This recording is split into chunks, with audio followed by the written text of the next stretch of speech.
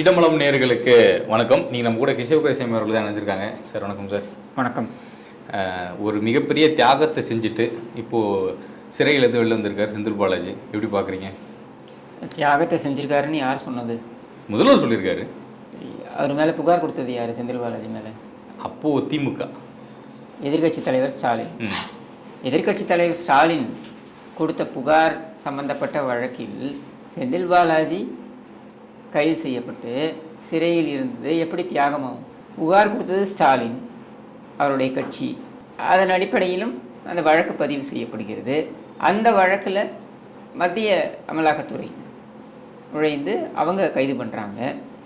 அவங்க கைது பண்ண அந்த ஒரு செயல் அது எப்படி காழ்ப்புணர்ச்சியுடன் கைது செய்யப்பட்டார் அப்படின்னு சொல்ல முடியும்? ஏன்னா மத்திய அரசு தான் ஒடுக்குமுறையை கையாண்டு ஈடியை ஒரு ஏவலாக பயன்படுத்தி கைது பண்ணியிருக்காங்க. சரி, அப்படிதான் குற்றச்சாட்டு திமுக தொடர்ந்து வச்சுட்டு இருக்காங்க. சரி, நான் என்ன கேட்குறேன்னா, இந்த வழக்கை யார் பதிவு செய்தது? அனைத்து அண்ணா திராவிட முன்னேற்ற கழக ஆட்சியின் பொழுது பதிவு செய்யப்பட்டது இந்த வழக்கு. ஓகே, 2018 நினைக்கிறேன்.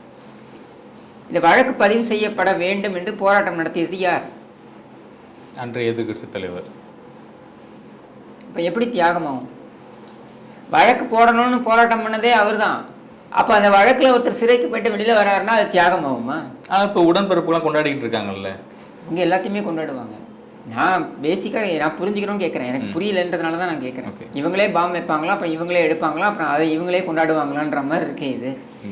இவங்களே புகார் கொடுப்பாங்களாம், இவங்களே கைது செய்யப்படணும்னு சொல்லுவாங்களாம். அப்புறம் கைது செஞ்சு அவர் பிணையில் வெளில வந்தாருனாக்க அதை உடனே இவங்க அவர் தியாகி அப்படின்னு கொண்டாடுவாங்களாம். மக்கள் எல்லாம் நம்ம மடையர்கள் என்று நினைத்து கொண்டார்களா? இல்லை, அன்னைக்கு செந்தில் பாலாஜி அதிமுகவில் இருந்தார். அதனால அந்த ஊழல் குற்றச்சாட்டு அப்படிங்கிறது அதிமுக மேலே தான் நாங்கள் குற்றம் சாட்டுறோம், செந்தில் பாலாஜி மேலே கிடையாது. செந்தில் பாலாஜியை கைது பண்ணணும்னு ஏன் போராட்டம் நடத்தினீங்க? அப்போ போராட்டம் நடத்தினது செந்தில் பாலாஜியை கைது பண்ணணும்னு தானே. இவர்கிட்ட கேடு செந்தில் பாலாஜிலாம் முதலமைச்சர் ஆனான்னு ஆசைப்படுறாராம் அப்படின்னு சொன்னது யாரு? ஸ்டாலின் தானே. அப்போது நம்முடைய கேள்வி என்னென்னா, ஸ்டாலினே ஒருத்தர் குற்றவாளின்னு சொல்லுவாராம். அப்புறம் ஸ்டாலினே அவரை கைது பண்ணணும்னு போராடுவாராம். அப்புறம் ஸ்டாலினே அவர் அந்த வழக்கில் சிறைக்கு போயிட்டு வந்ததை அவர் தியாகம் அப்படின்னு பாராட்டுவாராம். மக்கள் எல்லாம் நம்ம அடையர்களா, முட்டாள்களா? இந்த லாஜிக்கே எனக்கு புரியலையே. நீங்கள் குட்டி பத்மினி ஒரு வீடியோவில் ஒரு இது கொடுப்பாங்க, ஒரு பேட்டி கொடுத்துருப்பாங்க. அதில் சொல்லியிருப்பாங்க, 2014 செல்வி ஜெயலலிதா அவர்கள் கைது செய்யப்பட்ட பொழுது, அதாவது தண்டனை வழங்கி அவர் கைது செய்யப்பட்ட பொழுது அதை விமர்சனம் பண்ணி நான் ஒரு பேட்டி கொடுத்தேன். அந்த பேட்டி முடித்த கையோடு எனக்கு கோபாலபுரத்துலேருந்து கூப்பிட்டாங்க. நாங்கள் போகும்போது கீழே ஸ்பெக்ட்ரம் ராஜா, துரைமுருகன், பொன்முடி இவங்கெல்லாம் இருந்தாங்க. மேலே எங்கள் கூட அப்போ கலைஞர் டிவியில் நிறைய ப்ரோக்ராம்லாம் நான் பண்ணிகிட்டு இருந்தேன் அப்படின்னு சொல்லுவாங்க.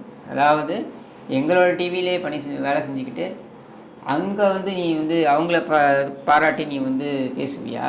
மேலே நீயோட உனக்கு கட் அப்படின்னு சொன்னார். நான் பயந்துனே மேலே போன உடனே அவர்கிட்ட சொல்லிட்டேன், மாமான்னு தான் கூப்பிடுவாங்க. இல்லை மாமா, அந்த மாதிரி நான் ஒன்றும் தப்பாக சொல்லலை, அவங்க என்னோட சின்ன வயசுலேருந்தே பழக்கம், அதனால நான் அவங்களுக்காக ஆதரவாக பேசினேன்னொடனே, அடிப்போடி அது என்ன பெரிய விஷயமா?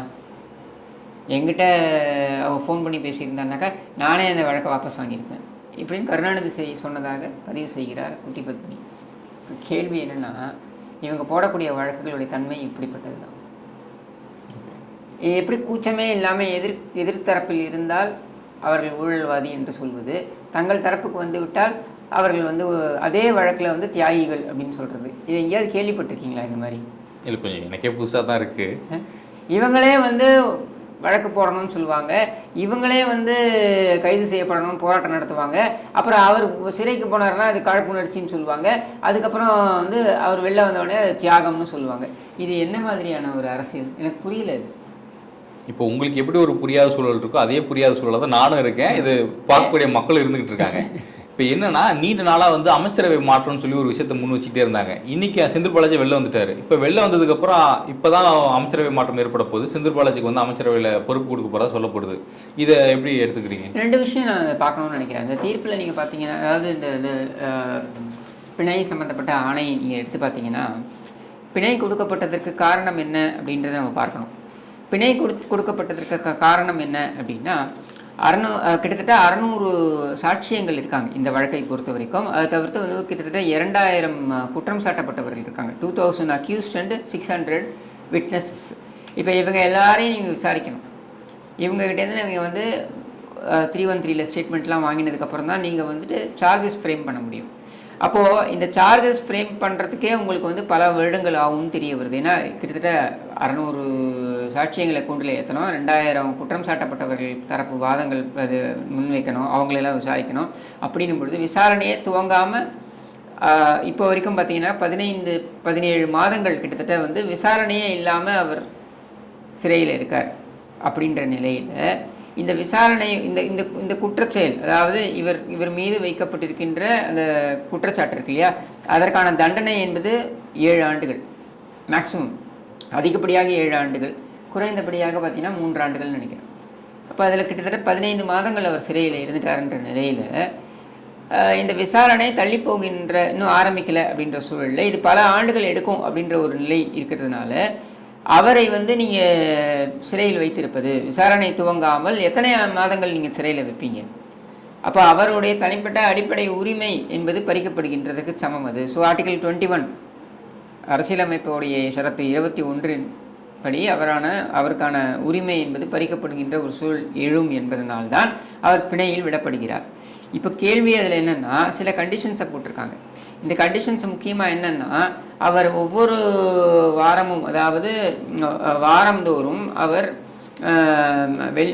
திங்கட்கிழமையும் வெள்ளிக்கிழமையும் காலை 11 மணி முதல் 12 மணி வரையிலாக, இதுக்குள்ளே 11 and 12க்குள்ளே அவர் வந்து கையெழுத்து போடணும். தினமும் அமலாக்கத்துறையுடைய அலுவலகத்தில், சென்னையில் இருக்கக்கூடிய அமலாக்கத்துறை அலுவலகத்தில் அதோடைய துணை ஆணையர், டெபுட்டி டைரக்டர், துணை இயக்குனர், அவருடைய ஆஃபீஸில் அவர் கையெழுத்து போடணும். அது மட்டும் இல்லாமல் ஒவ்வொரு மாதத்துடைய முதல் சனிக்கிழமையும் கூட அவர் வந்து அந்த விசாரணை அதிகாரிகளுக்கு முன்னர் ஆஜராகணும் அப்படின்றது போட்டிருக்காங்க. இன்னொன்று என்னென்னா, அவருடைய பாஸ்போர்ட்டை வந்து அவர் சிறப்பு நீதிமன்றத்தில் சமர்ப்பிக்கணும் அப்படின்னு சொல்லியிருக்காங்க. நீதிமன்றத்தில் நடக்கக்கூடிய இதான் மீதியாக பார்க்கணும். நீதிமன்றத்தில், அதாவது the appellant should regularly and punctually remain present before the courts dealing with the scheduled offences as well as the special court and shall cooperate with the courts for early disposal of cases. வழக்கை விரைவில் முடிப்பதற்கு ஒத்துழைக்க வேண்டும். எப்பொழுதெல்லாம் நீதிமன்றத்தில் வந்து வழக்கு விசாரணைக்கு வருகிறதோ அப்பொழுதெல்லாம் ஆஜராக வேண்டும், அதை தாமதப்படுத்தக்கூடாது அப்படின்றதையும் சொல்லியிருக்காங்க. அது மட்டும் இல்லாமல், if the appellant seeks adjournment or non-existing or frivolous grounds or creates hurdles in the early disposal of the cases mentioned above, the bail granted to him shall be liable to be cancelled. அதாவது இவர் வழக்கை தாமதப்படுத்துவதற்கு உப்பு சப்பில்லாத காரணங்களை சொல்லி அல்லது இல்லாத காரணங்களை, அதாவது பொய்யான தகவல்களை சொல்லி இவர் இந்த வழக்கை தாமதப்படுத்தலாம் என்று வாய்தா வாங்குவார் என்றால் இந்த பிணையை ரத்து செய்யலாம் அப்படின்றது தான். இது மட்டும் இல்லாமல் இன்னொரு முக்கியமான ஒரு விஷயத்தை சொல்லுது court. The appellant shall not directly or indirectly attempt to contact or communicate with the prosecution witnesses and victims of the 3 scheduled offences in any manner. If it is found that the appellant directly or indirectly made even an attempt to contact any prosecution witness or victim in the scheduled as well as offences under the PMLA, it will be a ground to cancel the bail granted to the appellant. இதில் இருக்கக்கூடிய சாட்சியங்களையோ அல்லது புகார்தாரர்களையோ இவர் வந்து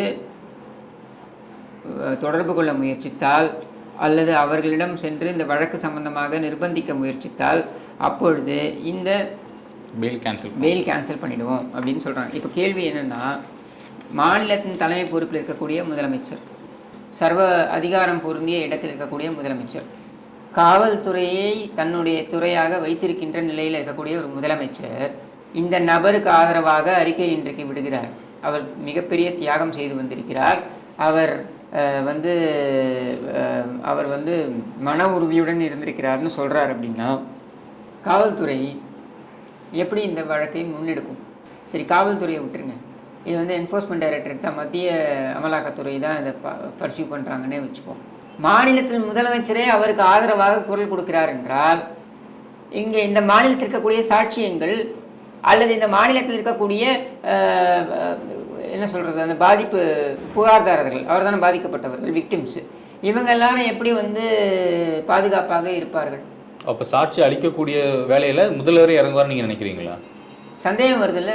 okay, நீங்கள் மாநிலத்தில் முதலமைச்சர் அவர் செய்தது மிகப்பெரிய தியாகம்னு சொல்கிறாருன்னா, அவர் கொடுத்த புகாரின் அடிப்படையில் வந்து தொடரப்பட்ட வழக்கில் உள்ளே போயிட்டு வெளில வந்தவர், பிணையில் வந்தவரை தியாகம் செய்தவர் என்று முதலமைச்சரே சொல்லப் போகிறார் என்றால், இந்த சாட்சிகள் எப்படி துணிச்சலாக வந்து இவர்களுக்கு எதிராக சாட்சியத்தை கொடுப்பார்கள் நீதிமன்றத்தில்? எனக்கு அது மட்டும் சொல்லுது.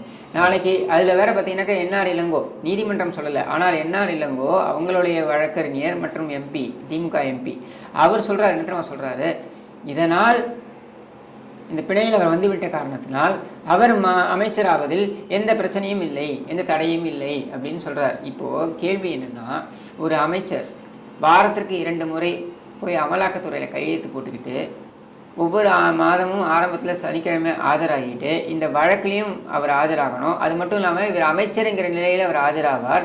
அவருக்கு எதிராக 600 சாட்சியங்கள் வந்து சொல்லுவாங்கன்றதை நீங்கள் ஏற்றுக்கிற மாதிரி இருக்கா?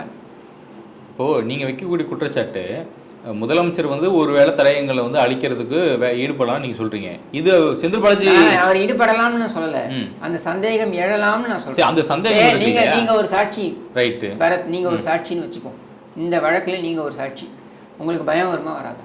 வரும். ஆனா செந்தில் பாலாஜி உள்ள இருக்கும்போதே இந்த வேலையை ஈடுபட்டு இருக்கலாமே, அது செய்யல இல்ல, அப்ப நியாயமா இருக்காரு தானே? முதல்ல செய்யலன்னு உங்களுக்கு எப்படி தெரியும்? செய்யலன்னு உங்களுக்கு எப்படி தெரியும்? ஆனால் இப்ப நீதிமன்றம் அதை சொல்லி இருக்குல்ல, நீங்கள் சாட்சியங்களை நீங்கள் நிர்பந்திக்க முயற்சிக்க கூடாதுன்னு நீதிமன்றம் சொல்லுது. பிணையில் இந்த இந்த கண்டிஷனில் பிணையில் வர அவர் தியாகம் செய்தார், அவர் விடுதலை வந்து இருந்தார்னா நீங்கள் சொல்கிறது ஓகே, அவர் தியாகம் செய்திருக்கிறாருன்னு கூட நீங்கள் சொல்லலாம். புகாரை நீங்கள் தான் கொடுத்தீங்க, அவர் விடுதலை ஆகியிருந்தால் நீங்கள் சொல்லியிருக்கலாம் தியாகம் அப்படின்னு. பிணையில் தானே வந்திருக்காரு, அதுவும் கண்டிஷனல் பேல், இதை எப்படி தியாகம்னு சொல்லுவீங்க? அப்போ இதை நீங்கள் தியாகம்னு நியாயப்படுத்துறீங்கன்னா இந்த இந்த சாட்சியங்கள் எப்படி தைரியமாக போய் சொல்லுவாங்க? இந்த பாதிக்கப்பட்டவர்கள் எப்படி வந்து அவங்க துணிஞ்சு நிற்பாங்க? இதுதான் எங்கள் பிரச்சனை. ஆயிரக்கணக்கான பாதிக்கப்பட்டவர்கள் இருக்காங்க பரத், நூற்றுக்கணக்கான வந்து சாட்சியங்கள் இருக்காங்க, 600 விட்னஸஸ், 2000 அக்யூஸ்டு இந்த கேஸில். சரியா? இப்போ இந்த 600 பேருக்கோட மனநிலை எப்படி இருக்கும்? கண்டிப்பாக ஒரு பயத்தில் தான் இருப்பாங்க. முதலமைச்சரே சொல்கிறார் தியாகம் பண்ணிட்டு வந்தாருன்ட்டு. குற்றச்சாட்டு என்ன? ஏமாத்திருக்கார், வேலையை வாங்கி தருகிறேன் என்று சொல்லி பணத்தை வாங்கி கொண்டு ஏமாற்றி இருக்கிறார் அப்படின்றதான் குற்றச்சாட்டு. இந்த குற்றச்சாட்டை வைத்ததே இந்த முதலமைச்சர். அவரே இதை தியாகம்னு நியாயப்படுத்துவார், அதுவும் தீர்ப்பு வராமலேயே நியாயப்படுத்துவார்னா, வெறும் பிணையை வைத்துக்கொண்டு நியாயப்படுத்துவார்னா, இந்த மாநிலத்தில் எப்படி பாதுகாப்பாக அவர்கள் உணருவார்கள் இந்த வழக்கில் போய் ஆஜராகிறதுக்கு? நீங்கள் உங்களை வைங்க இந்த இடத்துல, நீங்கள் ஆஜராவீங்களா? நான் கொஞ்சம் யோசிப்பேன். அப்புறம் இவங்க ஜெயலலிதா அவர்களுடைய சொத்து வழக்கை இந்த மாநிலத்திலிருந்து வெளியே கொண்டு போக வேண்டும் என்று சொன்னதற்கான காரணங்கள் என்ன? அவர் மீது குற்றச்சாட்டு, அவரே மாநிலத்தில் முதலமைச்சராக இருக்கிறார் என்றால் சாட்சியங்கள் பயப்படுவார்கள் அப்படின்றதான சொன்னது. அப்ப இன்றைக்கு அது செந்தில் பாலாஜிக்கு பொருந்தாதா? உங்களுடைய வக்கீலே வந்து உங்களுடைய எம்பியை வந்து நியாயப்படுத்துறாரு, அவர் அமைச்சராவதில் இந்த தடையும் இல்லைன்னு முதலமைச்சரே சொல்றாரு, அவர் வந்து தியாகம் செய்து வந்து இருக்கிறாருன்னு சொல்றாரு. அப்படின்னா இங்க அந்த வழக்கு நடந்தால் இது நியாயமாக நடக்குமா? இப்போ சாட்சியாளர்களோ இல்லை பாதிக்கப்பட்ட நபர்களோ இதே மாதிரி வழக்கு வந்து நீங்கள் மற்ற மாநிலத்துக்கு மாற்றுங்க, தமிழ்நாட்டில் வேணான்னு சொல்லி பெட்டிஷன் போட்டாங்கன்னா அதை ஏற்றுக்கலாமா? ஏற்றுக்கலாம். அதுக்கான அத்தனை முகாந்திரமும் இருப்பதாக தான் நான் பார்க்குறேன். ஓகே, அஃப்கோர்ஸ் இது ஸ்பெஷல் கோர்ட்டு அவங்களது வந்து ஆர்குமெண்ட்லாம் டெல்லியில் தான் நடக்கும்னு வைங்க. என் கேள்வி, இந்த மாநிலத்தில் தானே விட்னஸ் இருக்காங்க, கரெக்ட், அவங்களுடைய உயிருக்கு இது உத்தரவாதம் கொடுக்க முடியுமா? செந்தில் பாலாஜி வந்து தொடர்பு கொள்ளக்கூடாதுன்னு சொல்கிறீங்க, முதலமைச்சரே நிற்கிறாரு, துணைக்கு நிற்கிறாரு. முதலமைச்சரை விட ஒரு பெரிய அத்தாரிட்டி இருக்க முடியுமா இந்த மாநிலத்தில்? கண்டிப்பாக அல்டிமேட் அத்தாரிட்டி அவர் தானே மாநிலத்தை பொறுத்த வரைக்கும். அப்புறம் முதலமைச்சர் மட்டும் இல்லாமல் வெளில வந்தவருக்கு மீண்டும் அமைச்சரவையில் ஒரு போஸ்டிங் கொடுக்க போகிறா தகவல் வேறு வருது. அப்போ இந்த 2000 பேர் இந்த மாநிலத்தில் எப்படி வாழ முடியும் பயம் இல்லாமல்? ஏமா கருத்தில் கொள்ளணும்ல. அப்போ இந்த விஷயத்தை வந்து நீதிமன்றம் கருத்தில் எடுத்துக்கலாம் நம்ம நினைக்கணும். நீதிமன்றம் கருத்தில் எடுத்துக்கலன்ட்டு இல்லை, நீதிமன்றம் வந்து நீதி பரிபாலனம் என்பதனை மட்டும்தான் பார்ப்போம். இப்போ நீதிமன்றம் இன்றைக்கு இந்த தீர்ப்பை கொடுக்கும் பொழுது, அதாவது இந்த பிணையை கொடுக்கும் பொழுது ஸ்டாலின் இந்த வரவேற்று அல்லது இதை வந்து தியாகம்னு சொல்லிலாம் அறிக்கை விடலை.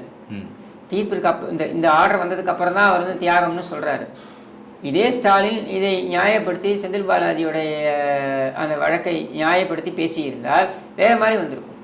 இதில் பார்த்தீங்கன்னாக்கா இன்னி வரைக்கும் அப்ஸ்காண்ட் ஆகியிருக்காரு, அவருடைய சகோதரர் அசோக் வந்து அப்ஸ்காண்ட் ஆகியிருக்காரு இன்னி வரைக்கும். ஆஜராகலை. சரியா? அப்போ நம்முடைய கேள்வி இங்கே என்ன வருது அப்படின்னா, நீங்கள் மொத்த அதிகாரமும் வைத்து கொண்டிருக்கின்ற நபர்களே இதை நியாயப்படுத்தி பேசுகிறீர்கள், நீங்களே இந்த குற்றச்சாட்டை வைத்ததுக்கப்புறம் இதை நியாயப்படுத்தி பேசுகிறீர்கள் அப்படின்னா, அப்போது இங்கே கேள்வி என்னென்னா, அங்கே இருக்கக்கூடிய 2000 அக்யூஸ்டு, 600 விட்னஸஸ், இவங்க எப்படி வந்து தயக்கம் இல்லாமல் வந்து கோஆப்ரேட் பண்ணுவாங்க இந்த வழக்கில்? சொல்லுங்கள். இப்போது நீதிமன்றம் தான் கருதும். நீதிமன்றம் பார்த்ததெல்லாம் என்ன? அடிப்படை உரிமை. அதை நீங்கள் வந்து கண்டிப்பாக வழங்கி தான் ஆகணும், வேறு வழி கிடையாது. கேள்வி வந்து இவரை அமைச்சராக்குவேன் என்று நீங்கள் கங்கணம் கட்டி கொள்வீர்கள் என்றால், இப்படியான ஒரு அறிக்கையை நீங்கள் வந்து தியாகம் செய்தார் என்று நீங்கள் சொல்லுவீங்கன்னா, அப்போது இது வந்து இந்த வழக்கின் போக்கு எப்படி இருக்கும் அப்படின்ற கேள்வி வரும்ல, சந்தேகம் வரும்ல. இல்லை, கரெக்டு. ஆனால் மக்களால் தேர்ந்தெடுக்கப்பட்ட ஒரு நபர் தான் செந்தில் பாலாஜி.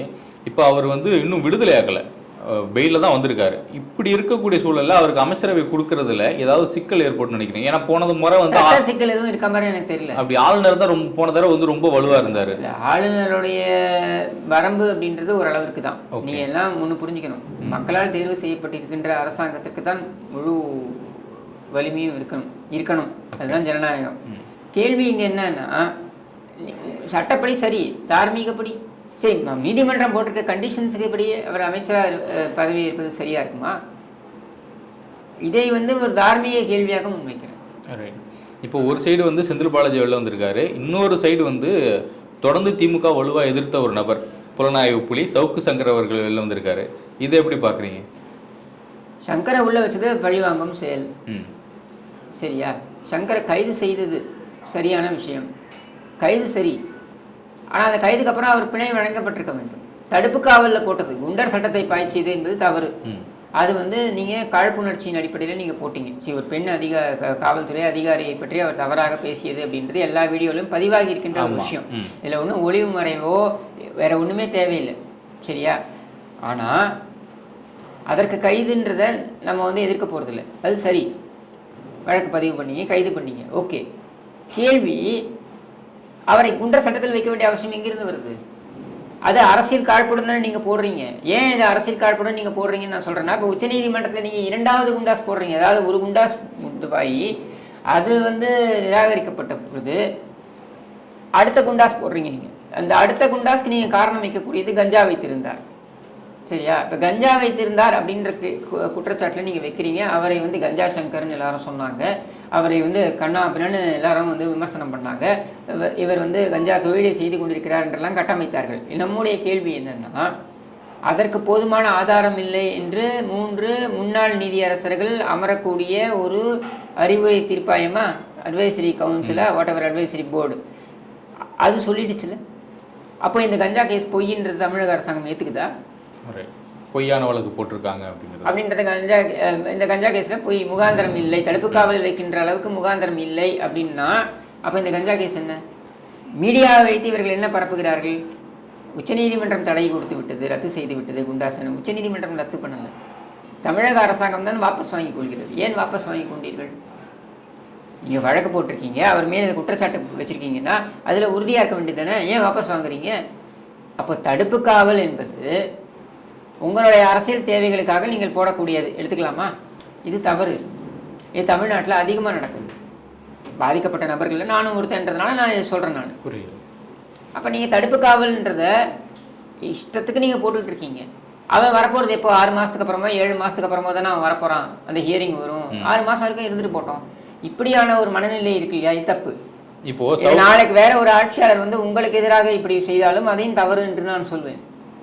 எனக்கு ஒன்றும் அதில் மாற்று கருத்தே கிடையாதுன்னு சொல்லணும்னாக்க, கருப்பர் கூட்டம் கந்தசஷ்டி குறித்து அவதூறாக பேசியது தவறு, அதற்கான கைது சரி. ஆனால் அதற்கு குண்டர் சட்டம் என்பது ஏற்புடையது கிடையாது. கடந்த ஆட்சியில், அதிமுக ஆட்சியில் அந்த குண்டர் சட்டத்தை போட்டாங்க, அது ஏற்புடையது கிடையாது. கல்யாணராமன் மீது நடவடிக்கை என்பது சரி, ஆனால் அந்த நடவடிக்கைக்கு நீங்கள் குண்டர் சட்டம் என்று போட்டது தவறு. இதை நான் நியாயப்படுத்தவும் மாட்டேன், இதை நான் வந்து எந்த இடத்தையும் ஆதரிக்கவும் மாட்டேன். சரியா? நமக்கு பிடிக்கல ஒருத்தரன்றதுனால அவர் மீது சட்டத்திற்கு புறம்பாக நீங்கள் இந்த மாதிரியான ஒரு தடுப்பு காவல்ன்ற பேரில் நீங்கள் வந்து நீதி பரிபாலனம் எதிராக பிரின்சிபல்ஸ் ஆஃப் நேச்சுரல் ஜஸ்டிஸ்ன்னு சொல்லுவோம். அந்த பிரின்சிபல்ஸ் ஆஃப் நேச்சுரல் ஜஸ்டிஸ்க்கு எதிராக நீங்கள் செயல்படுவீர்கள் என்றால் உள்ளபடியே அதை நான் வந்து எதிர்க்கிறேன். உங்களுக்கும் சேர்த்து தான் நான் அதை சொல்கிறேன். நாளைக்கு இது உங்கள் மீது திரும்பலாம். ஏன்னா ஆட்சிகள் வந்து இன்றைக்கி இருக்கும் மாறும்பொழுது நீங்கள் பயன்படுத்தி நீங்கள் வழி காட்டுக்கிறீங்க இல்லையா, இந்த வழியை பயன்படுத்துங்கன்னு சொல்கிறத தான் மற்றவனும் பின்பற்றுவோம். அப்போ அது உங்களுக்கு எதிராக திரும்பினாலும் அதுவும் தவறு தான். இப்போது செந்தில் பாலாஜி வெளில வந்தது வந்து உடன்பிறப்புகளும் கொண்டாடுறாங்க. ஆனால் சவுக்கு வெளில வந்தது வந்து பாஜக சம்மந்தப்பட்ட தொண்டர்கள், அதில் சம்மந்தப்பட்ட சில நபர்கள்லாம் தலையை தூக்கி வச்சு ஆடுறாங்க. இது எப்படி பார்க்குறீங்க? சரி, நீங்கள் சங்கர் அப்படின்ற ஒரு நபருடைய பிரச்சனை என்பது திமுகவுக்கும் அவருக்குமான தனிப்பட்ட பிரச்சனை. ஆனால் மக்களுக்காக குரல் கொடுத்தார் அப்படின்னு அவர் சொன்னாலும் கூட நான் பார்ப்பது வந்து தனிப்பட்ட பிரச்சனை. ஏன் தனிப்பட்ட பிரச்சனை அப்படின்னா, திமுகவில் இருக்கக்கூடிய சில நபர்கள் கொடுக்கக்கூடிய இன்ஃபர்மேஷனை வைத்துக்கொண்டு, தகவல்களை வைத்துக்கொண்டு திமுகவிலே நிறையவர் வந்து குற்றச்சாட்டுகளை திமுகவுக்கு எதிராக வைத்தார் அப்படின்றது தான் கோபத்திற்கு காரணம். சரியா? லெட் அஸ் பீ ஃப்ராங்க், நமக்குள்ள ஒளிவு மறைவு இல்லாமல் பேசுவோம். இதுதான் காரணம். சரியா? சங்கர் போராளியா இல்லையா அந்த வாதத்துக்குள்ளே நான் போக விரும்பலை. சரியா? நான் கேட்குறது இங்கே என்னன்னா, நீங்கள் வந்துட்டு சங்கர்ன்ற நபர் மேலே தனிப்பட்ட விதத்தில் உங்களுடைய எதிர்ப்பை காண்பிக்கணும் அப்படின்றதுக்காக நீங்கள் அவரை எங்கேயாவது இடத்த சிக்க வைக்கணும்னு காத்துட்டு இருந்தீங்க. உங்களுக்கு சான்ஸ் அவர் கொடுத்துட்டார். எப்படி கொடுத்தார் அப்படின்னா, அந்த என்ன சொல்கிறது, பெண் காவலர்கள் கொடுத்து அவர் பேசுறதுனால உங்களுக்கு ஒரு சான்ஸ் கிடச்சிருச்சு. அதை வைத்து ஒரு வழக்கு, அதுக்கப்புறம் அடுத்த வழக்கு அப்படின்ட்டு ஏதாவது ஒரு விஷயத்தை வைத்து இல்லை பழைய வழக்குகள் எடுத்து நீங்கள் அந்த மாதிரி கொண்டு போகிறீங்க. இதான் உங்களுடைய எப்போவுமே நீங்கள் எடுத்துக்கக்கூடிய வழிமுறை. சரியா? இப்போ இந்த பெண் காவலர்கள் கொடுத்து அவர் பேசியதுனால நீங்கள் ஏன் அந்த சான்ஸ்க்காக வெயிட் பண்ணியிருந்தீங்கன்னா, இதை யாருமே நியாயப்படுத்த முடியாது. இதை இப்போ அதிமுகவே கூட இதை நியாயப்படுத்தி பேச முடியாது கண்டிப்பாக. ஏன்னா அது கருத்துரிமையில் வராது. ஸோ அங்கே என்ன பிரச்சனை ஆகுது, நீங்கள் வந்து இதை உங்களுடைய சாதகமாக எடுத்துக்கிட்டு நீங்கள் அந்த குண்டர் சட்டம் வரைக்கும் கொண்டு போகிறீங்க. அந்த குண்டர் சட்டம் என்பது கருத்துரிமை சார்ந்து ஒரு பெண் காவல் அதிகாரியை பற்றி தவறாக பேசிவிட்டார் என்றால் நீங்கள் சட்டப்படி நடவடிக்கை எடுங்கள், வழக்கு கொண்டு போங்க. கைதில் அவர் பிணையும் வந்துருச்சு அவருக்கு அப்படின்ற நிலையில் நீங்கள் எதுக்காக குண்டர் சட்டம் போடுறீங்க அப்படின்றது தான் கேள்வி. அப்போ இந்த குண்டர் சட்டத்தை நீங்கள் முறைகேடாக தனிப்பட்ட விஷயங்களுக்காக பயன்படுத்துகிறீர்கள்னு தான் எடுத்துக்கணும். இது வந்து பெண் காவலர்களுக்காக நீ இந்த குண்டர் சட்டத்தை போடலை. குண்டர் சட்டத்தை போட்டது எதுக்குன்னா, உங்களை நீங்கள் அவர் தாக்கிக்கிட்டே இருக்காரு. ஆனால் உண்மை என்னென்னா, உங்களை தாக்குவதற்கான அத்தனை அம்யூனிஷனும் யார் கொடுக்குறாங்க? உங்கள் தரப்பில் இருந்து தான் கொடுக்குறாங்க. ஸோ உங்களுடைய பிரச்சனைக்காக நீங்கள் சங்கர் என்கிற தனிநபர் மீது காழ்ப்புணர்ச்சியுடன் நீங்கள் செயல்படுகிறீர்கள். இப்படி தான் நான் பார்க்குறேன்.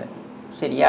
இப்படி நான் பார்க்கும் பொழுது இந்த காழ்ப்புணர்ச்சியுடன் செயல்பட்ட நீங்கள் இதற்கு பொதுமக்களுடைய பணத்தை செலவு செய்கிறீர்கள். எதுக்குன்னா, இப்போ முகுல் ரோஹத்கியோ சித்தார்த் லூத்ராவோ நீங்கள் கொண்டு வந்து நிறுத்துறீங்க நீதிமன்றத்தில்னா, அவங்க எவ்வளோ ஹியரிங் வராங்களோ அத்தனை லட்சம் நீங்கள் செலவு பண்ணணும். இது பொதுமக்களுடைய பணம். உங்கள் தனிப்பட்ட வாய்க்கா தகராறுக்கு ஏன் பொதுமக்களோட பணத்தை செலவு பண்ணுறீங்க அப்படின்றது தான் கேள்வி. நீங்கள் துபாய் போகிறீங்க குடும்பத்தோட, அதுக்கு அரசாங்க பணத்தை செலவு பண்ணிங்கன்னு சர்ச்சை எழுதுது. அதுக்கப்புறம் நாங்களே கட்டுறோம்னு சொன்னீங்களா, something happen, I don't know என்ன நடந்தது. இப்போ அமெரிக்கா போயிருக்கீங்க, அரசுமுறை பயணம்னு சொல்கிறீங்க. அது அரசுமுறை பயணமே கிடையாதுன்னு தான் நாங்கள் சொல்கிறோம். அது ஒரு உல்லாச பயணமாக தான் நான் பார்க்குறேன்.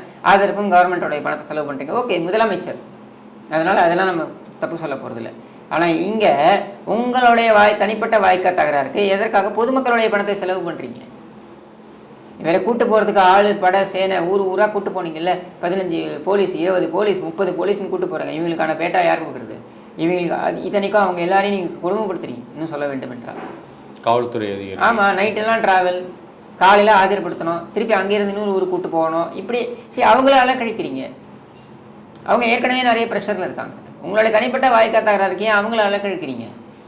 ஸோ இதையே நம்ம வந்து கருத்தில் எடுத்துக்கணும். ஆனால் இதில் இன்னொரு விஷயம் இருக்குது, இதை நீங்கள் கூர்ந்து கவனிக்கணும். இதில் சங்கர் ஒன்று சொல்கிறார், ஒரு பேட்டி கொடுக்குறாரு. நான் உள்ளபடி பேசிடுவேன் பரத், எனக்கு வந்து இந்த பிடிப்பு அந்த பிடிப்புலாம் கிடையாது, இருக்கிற மாதிரி நான் பேசிடுவேன். இதில் வந்து நான் என்ன கேட்குறேன்னா, சங்கர் வந்து அவருடைய பேட்டியில் என்ன சொல்கிறாருன்னா, என்னுடைய அலுவலகம் வந்து சீல் வைக்கப்பட்டிருக்க கூடாது.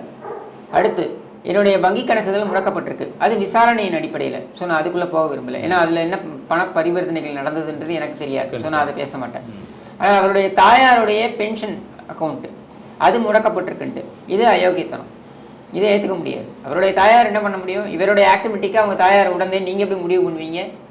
அவர் வயதானவர். அப்போ அவருடைய அக்கௌண்ட்டை நீங்கள் வந்து முடக்கினதுன்றதை ஏற்றுக்க முடியாது. ஆனால் இங்கே இன்னொன்று சொல்கிறார் சங்கர் என்ன சொல்கிறாருன்னா, இங்கே நாங்கள் இது அப்படின்னா என்னுடைய அலுவலகத்தில் பணி செய்து கொண்டிருந்த 25 ஊழியர்கள் வேலை போயிடுச்சு. நான் அதை சீல் வச்சுட்டாங்க, கம்பெனியை லாக் பண்ணிட்டாங்க. அவங்க வேறு எந்த மீடியா நிறுவனத்துலேயும் சேர முடியல அப்படின்னு சொல்லிட்டு. இங்கே தான் நான் சொல்கிறேன், சங்கர் மனசாட்சியை தொட்டு சொல்லட்டும், இதையே அவர் மற்றவர்களுக்கு செய்யலையா? எத்தனை பேருடைய வேலை போகிறதுக்கு காரணமாக இருந்தார் இவர்? ஒரு உதாரணம் சொல்கிறேன் நான். கேபி சுனில்னு இருந்தார், ஜெயா டிவியில் இருந்தார். அந்த மனுஷன் வருத்தப்பட்டு என்கிட்ட சொன்னது, சுனில் வந்து வருத்தப்பட்டு என்கிட்ட சொன்னது. இதுக்கு நான் நேரடி சாட்சி, அதனால சொல்கிறேன். சுனில் வந்து ஜெயா டிவியில் பணிபுரிந்து கொண்டிருந்த பொழுது அவங்க ஆஃபீஸ்க்கு அப்போ தான் 2011 வெற்றி பெற்று ஜெயலலிதா அவர்கள் முதலமைச்சராக வந்துட்டாங்க. அந்த சமயத்தில் அவங்க ஆஃபீஸில் மேலே இருப்பார், ஃபஸ்ட் ஃப்ளோரில் அவங்க ஆஃபீஸ், ஜெயா டிவி ஆஃபீஸ் ஈக்க எடுத்தாங்கல்ல, ஃபஸ்ட் ஃப்ளோரில் அவருடைய ரூம். கீழே பார்த்தீங்கன்னா சக்சேனா, சன் டிவி சக்சேனா திடீர்னு ஒரு நாள் வந்துட்டார். இவருக்கு தெரியாது, அவர் வந்ததே தெரியாது. இவர் மேலே இருக்கார், ஆஃபீஸில் இருக்கார். கீழே வந்து ஃபோன் வருது, இந்த மாதிரி அவர் வந்துட்டார், இன்டர்காமில் வருது. வந்துட்டாருனோட வெளியில் போகணும்னு சொல்ல முடியாது, ஆஃபீஸ்க்குள்ளே வந்துட்டார். எதுக்காக வந்தார் அப்படின்னா, ஏதோ ஒரு ப்ராஜெக்ட் சம்மந்தமாக ஏதோ ஒரு ஃபைல் கொண்டு வந்து கொடுக்கறதுக்காக வந்திருக்கார். நீங்கள் அப்படியே வச்சுட்டு போங்கன்னு சொல்லிட்டார், வேறு எதுவும் சொல்லலை அவர், அப்படியே வச்சுட்டு போங்கன்னு சொல்லிட்டார். இது முடிஞ்ச சில நாட்கள்லாம் பார்த்தீங்கன்னாக்கா ஸ்ரீரங்கத்தில் நன்றி அறிவிப்பு விழா நிகழ்ச்சி நடக்குதுன்னு நினைக்கிறேன். அதாவது இவங்க தேர்வு செய்யப்பட்டிருக்காங்க ஸ்ரீரங்கத்தில், இதுவாக எம்எல்ஏவாக தேர்வு செய்யப்பட்டதுனால நன்றி அறிவிப்பு விழா அப்படின்னு சொல்லிட்டு அவங்க நடத்துகிறாங்க. இந்த நன்றி அறிவிப்பு விழாவுக்கு இவங்க போகிறாங்க, முதலமைச்சர் போகிறாங்க. இவர் வந்து இங்கிருந்து லைவ் எடுக்கிறார். இவர் போகலை, அதுக்கு பதிலாக அன்றைய தினம் அவருடைய மகனுடைய திரைப்பட நிகழ்ச்சி, அதாவது திரைப்படம் பூஜை போடுற நிகழ்ச்சி ஒன்று, அது சக்சேனாவுடைய நிறுவனம் தான் அது வந்து ப்ரொடக்ஷன் அப்படின்னு சொல்லிட்டு இவராக ஒரு கட்டுக்கதையை எடுத்து விட்டார். இதை வந்து அப்படியே இவருடைய டிபார்ட்மெண்ட்டில் இருக்கக்கூடிய ஆட்களை வைத்து இதை இன்டெலிஜென்ஸுக்கு அனுப்பி அதை வந்து நோட் போட்டு சிஎம்க்கு அனுப்பிட்டார். இதனால் சுனில் வந்து சில மாதங்களுக்கு அப்புறம் அதிலிருந்து அவர் வெளியேற வேண்டிய ஒரு சூழல், ஜெயா டிவிலேருந்து வெளியேற வேண்டிய சூழல். சரி, இதெல்லாம் கூட நியாயம்னு வச்சுக்கோம். அதிமுக ஆட்சி இருந்ததுன்ற காரணத்தினால சுனிலால் வேறு எங்கேயுமே போய் எந்த நியூஸ் நெட்வொர்க்கு போனாலும் சங்கர் கால் பண்ணி அவனை எடுக்காத அப்படின்னு சொல்கிறது. எனக்கே ஒரு வாட்டி ஞாபகம் இருந்தது, இங்கே அசோக் பில்லர்கிட்ட, என்ன பில்லர் தாண்டி தான் ஈக்காடு தாங்கல் போகும். அவர் ஒரு வாட்டி பில்லர்கிட்ட வரும்போது நான் ஃபோன் பண்ணுறேன், சார் இல்லை நான் கொஞ்சம் பிஸியாக போயிட்டுருக்கேன் சார், ஒரு இன்டர்வியூ மாதிரி இருக்குது, நான் போனோம், புதிய தலைமுறைக்கு போயிட்டுருக்கேன் அப்படின்ட்டு. போயிட்டு திரும்பி ஒரு 1 ஹவரில் எனக்கு கால் பண்ணுறாரு. போகிற வழியிலேயே கூப்பிட்டு வர வேண்டாம்னு சொல்லிட்டாங்க அப்படின்னு சொல்லிட்டு. அப்போ இங்கே கேள்வி என்ன வருதுன்னா, இந்த மாதிரி எத்தனை பேருடைய கெரியரை நீங்கள் வந்து அஃபெக்ட் பண்ணியிருக்கீங்க? இவருக்கு எதிராக சில கருத்துக்களை நான் தெரிவிச்சேன்ட்டு பகிரங்கமாக, அது இப்போவும் நீங்கள் போனீங்கன்னா அவருடைய பழைய ட்விட்டர் அக்கௌண்ட்லேயோ இல்லை ஃபேஸ்புக் அக்கௌண்ட்லேயோ பகிரங்கமாக இருக்கும். என்ன தெரியுமா, நீ எந்த மீடியாக்குள்ளேயும் கால் வைக்க முடியாதபடி நான் பண்ணிவிடுவேன், நீ என்னையே மிரட்டினார். சரியா? இப்போ என்னுடைய கேள்வி, உங்களுக்கு செய்வது தவறு என்ன, ஆனால் இதை நீங்கள் எத்தனை பேருக்கு செஞ்சுருக்கீங்க? மனசாட்சின்னு ஒன்று இருந்தால் இதையெல்லாம் நீங்கள் அசை போட்டு பார்த்துருப்பீங்க நான் நினைக்கிறேன். சிறையில் இருக்கும்பொழுது உங்களுக்கு வாய்ப்பு கிடச்சிருக்கும்.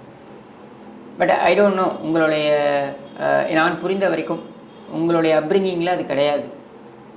பட் இனிமேலாவது இதெல்லாம் யோசிங்க. எத்தனை பேரோடைய லைஃப்பை நீங்கள் எப்படி நீங்கள் வந்து ப்ராப்ளம் கொடுத்தீங்க அப்படின்றத யோசிச்சு இனிமேலாவது இந்த மாதிரி டாக்ஸிக் மைண்ட் செட்லேருந்து வெளியில் வாங்கன்னு தான் நான் சொல்லுவேன்.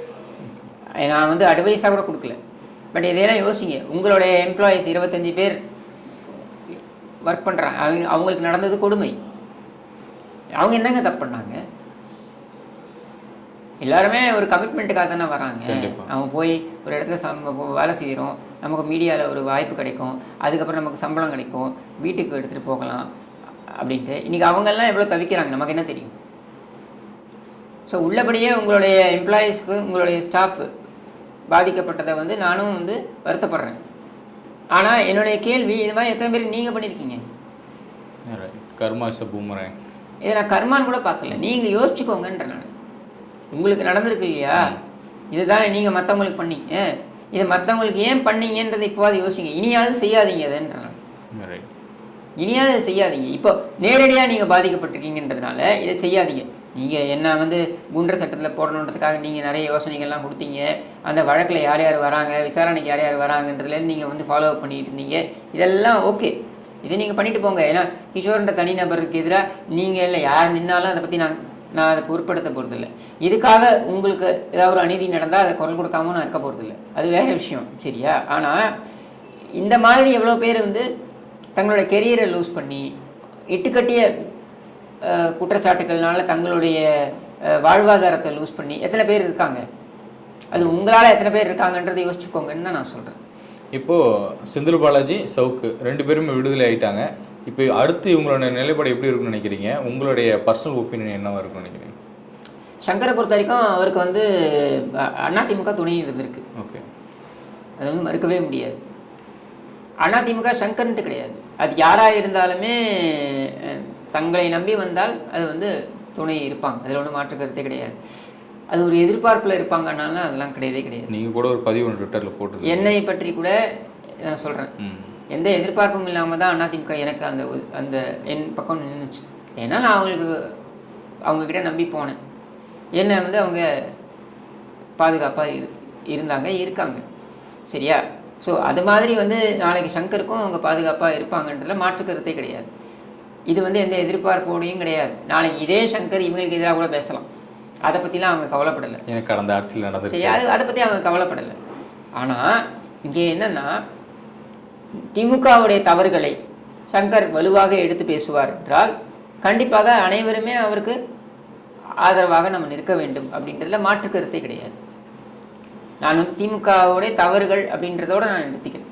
நான் வந்து I am not getting much into it. DMK செய்கின்ற தவறுகள் இதை சுட்டி காட்டுவதில் சங்கர் இல்லை, யார் இருந்தாலும் சரி அவங்களுக்கு நம்ம வந்து துணையாக இருக்கணும் அப்படின்றதுல மாற்று கருத்தே கிடையாது. அவர்களுக்கு என்னுடைய தார்மீக ஆதரவு கண்டிப்பாக உண்டு. ஏன்னா திமுக என்பது அப்புறப்படுத்தப்பட வேண்டிய ஒரு ஒரு கும்பலாக நான் பார்க்குறேன். அந்த விஷ கும்பல் ஆட்சி கட்டிலிருந்து அகற்றப்பட வேண்டும் அப்படின்றதுல எனக்கு எந்த மாற்று கருத்தும் கிடையாது.